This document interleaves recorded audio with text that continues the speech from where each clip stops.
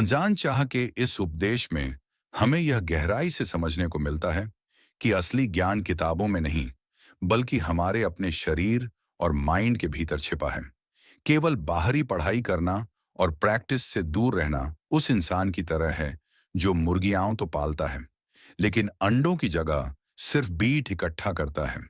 यह संदेश आपको प्रेरित करेगा कि आप शास्त्रों को केवल रटने के बजाय उन्हें अपने अनुभव में उतारकर डिफाइलमेंट्स को छोड़ें और सच्चे एट फोल्ड पाथ पर चलें।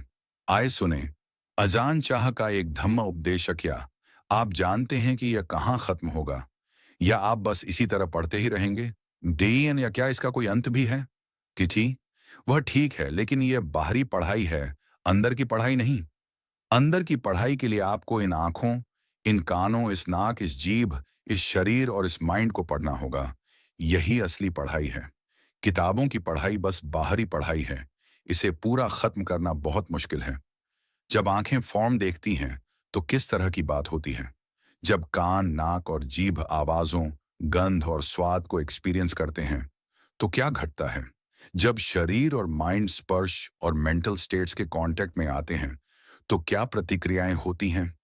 क्या वहां अभी भी लालच, एवर्जन और डिल्यूजन मौजूद हैं? क्या हम फॉर्म्स, आवाजों, गंध, स्वाद, स्पर्श और मूड्स में खो जाते हैं? यह अंदर की पढ़ाई है। इसका एक पूरा होने का बिंदु है। अगर हम पढ़ते हैं लेकिन प्रैक्टिस नहीं करते हैं तो हमें कोई परिणाम नहीं मिलेगा। यह उस आदमी की तरह है जो गायें पालता है।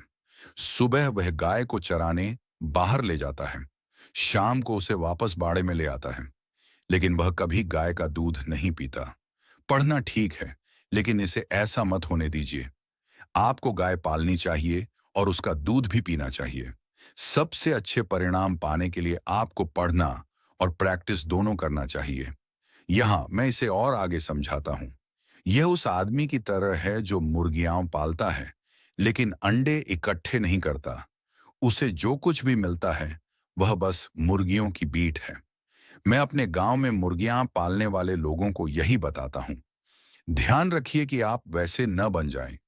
इसका मतलब है कि हम शास्त्रों को पढ़ते तो हैं, लेकिन हम डिफाइलमेंट्स को छोड़ना नहीं जानते।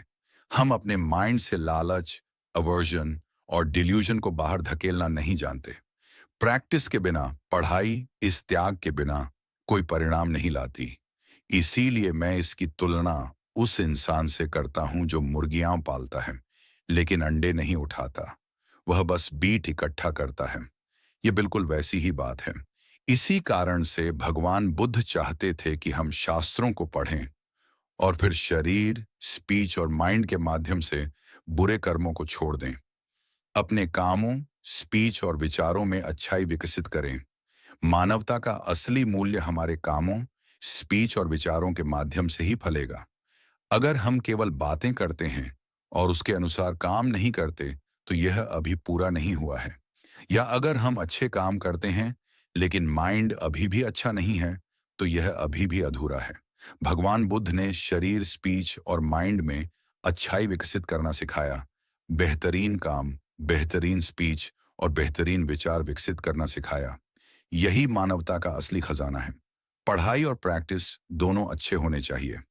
भगवान बुद्ध के एट फोल्ड पाथ, जो कि प्रैक्टिस का पाथ है, उसमें 8 फैक्टर्स हैं। ये 8 फैक्टर्स इस शरीर के अलावा और कुछ नहीं है। 2 आंखें, 2 कान, 2 नथुने, एक जीभ और एक शरीर। यही पाथ है, और माइंड वह है जो इस पाथ पर चलता है। इसलिए पढ़ाई और प्रैक्टिस दोनों हमारे शरीर, स्पीच और माइंड में मौजूद हैं। क्या आपने कभी ऐसे शास्त्र देखे हैं जो शरीर, स्पीच और माइंड के अलावा किसी और चीज के बारे में सिखाते हों? शास्त्र केवल इसी के बारे में सिखाते हैं, किसी और चीज के बारे में नहीं। डिफाइलमेंट्स यहीं पैदा होते हैं। अगर आप उन्हें जान लेते हैं तो वे यहीं मर जाते हैं। तो आपको यह समझना चाहिए कि प्रैक्टिस और पढ़ाई दोनों यहीं मौजूद हैं। अगर हम बस इतना ही पढ़ लें तो हम सब कुछ जान सकते हैं। ये हमारी स्पीच की तरह है।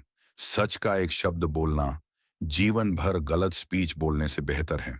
क्या आप समझते हैं? वह इंसान जो पढ़ता है और प्रैक्टिस नहीं करता, वह सूप के बर्तन में रखी कड़छी की तरह है। वह हर दिन बर्तन में रहती है लेकिन उसे सूप का स्वाद नहीं पता होता। अगर आप प्रैक्टिस नहीं करते हैं, तो भले ही आप अपने मरने के दिन तक पढ़ते रहें, आप कभी भी आजादी का स्वाद नहीं जान पाएंगे।